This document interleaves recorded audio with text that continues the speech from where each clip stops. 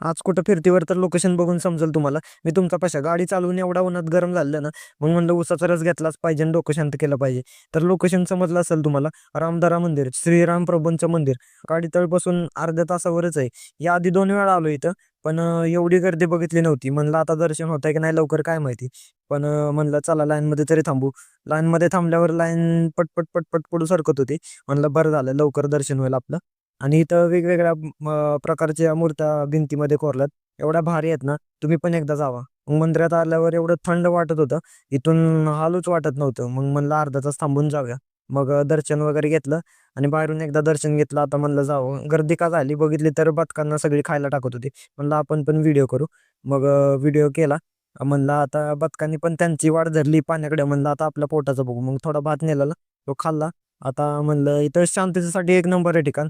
सगळ्यांनी अवश्य जावं. मग फोटो वगैरे काढलं आणि म्हणलं आता अंग टेकलं पाहिजे. तर कसा वाटला ब्लॉग नक्की सांगा.